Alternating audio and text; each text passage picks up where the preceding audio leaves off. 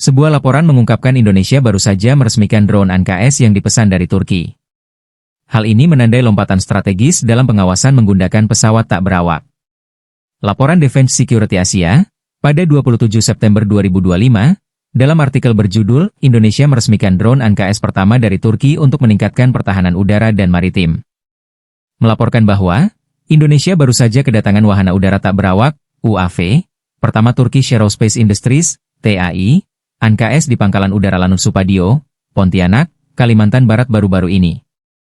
Pengenalan ANKS, sebuah platform medium altitude long endurance, merupakan tonggak penting bagi Angkatan Udara Indonesia, TNI AU. Merupakan upaya memodernisasi armadanya dan memperluas kemampuannya dalam operasi intelijen, pengawasan, pengintaian, ISR, dan serangan presisi. Bukan melalui pengumuman resmi pemerintah, yang menandakan sikap hati-hati Indonesia dalam memperkenalkan akuisisi pertahanan strategis baru kepada publik. Menyebut bahwa, pembelian ini merupakan upaya yang dilakukan oleh Indonesia untuk memodernisasi kekuatan militernya menggunakan pesawat tak berawak modern. Rencana tersebut mengungkapkan penerimaan pesawat tanpa awak, UAV, ANKS dari TAI Turki untuk menggantikan CH-4 buatan Tiongkok yang ditempatkan di Skadron Udara 52 di Natuna, menurut saluran berita pertahanan Turdev. Peningkatan ini merupakan bagian dari investasi yang lebih besar dalam teknologi pesawat tanpa awak. Akuisisi UAV ANKS oleh Indonesia menyoroti pergeseran strategi pertahanan regional, yang memanfaatkan teknologi militer canggih Turki. Langkah ini memperkuat kemampuan tempur udara di luar jangkauan visual, BVR, Indonesia, yang sejalan dengan visi yang lebih luas untuk peperangan modern. Sejak 2019, Indonesia telah mengoperasikan 6 CH-4B buatan Tiongkok di Pangkalan Angkatan Udara Natuna. UAV ini memiliki jangkauan operasional 1.500-2.000 km dan dipersenjatai dengan rudal udara ke permukaan R2 dengan jangkauan 158 km.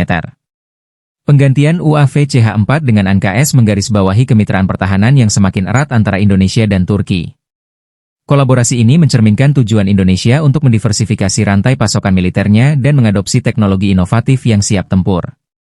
Transisi ini juga menandakan niat Indonesia untuk mengurangi ketergantungan pada sistem militer Tiongkok. Kepala Staf Angkatan Udara Marsikal TNI Tony Harjono mengatakan, drone buatan Turki tiba di Lanut Supadio, Pontianak, Kalimantan Barat, pada Jumat, 26 September 2025. KSAU menyebut, drone buatan Turki tersebut bagus dan sedang dalam proses tes terbang.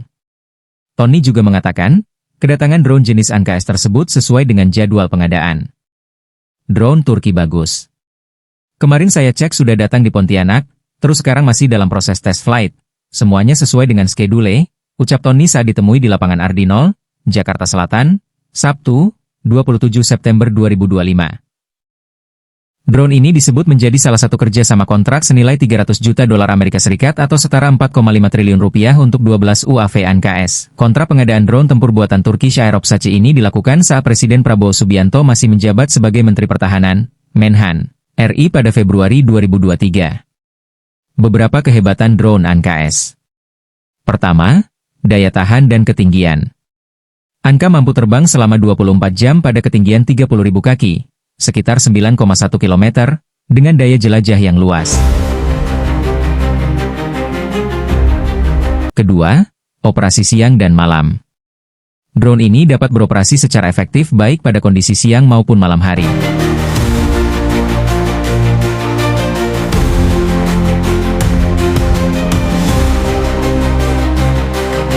Ketiga, kontrol otonom dan jarak jauh. ANKA dapat dioperasikan dalam mode kontrol otonom, di mana komputer penerbangannya memandu ke titik yang ditentukan, maupun dalam mode kendali jarak jauh oleh operator dari stasiun kontrol darat. Kelima, kemampuan intelijen, pengawasan, dan pengintaian, ISR. Keenam, sensor canggih.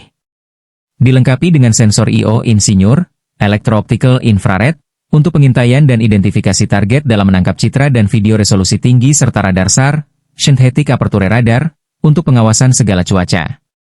Deteksi dan pelacakan mampu mendeteksi, mengidentifikasi, dan melacak target baik tetap maupun bergerak di darat atau laut. Dan untuk mengidentifikasi apakah suatu objek adalah kawan atau lawan. Ketujuh, komunikasi relay. ANKA juga memiliki kemampuan sebagai relay komunikasi untuk mendukung operasi di udara dan darat. Kemampuan serangan. Drone tempur, UCAV. Anka dapat dilengkapi dengan persenjataan seperti Smart Micromunition, MAML, dan rudal cirit, menjadikannya sebagai drone bersenjata, UCAV. Memiliki akurasi serangan yang tinggi dengan kemampuan multi-target tracking dan laser rangefinder untuk penargetan presisi. Anka S mampu membawa muatan hingga 350 kg yang bisa berupa sensor, senjata, atau peralatan komunikasi. Bisa konfigurasi fleksibel yang artinya dapat dipasangi berbagai konfigurasi sensor dan senjata untuk kebutuhan misi yang berbeda, termasuk pengawasan maritim dan perlindungan perbatasan.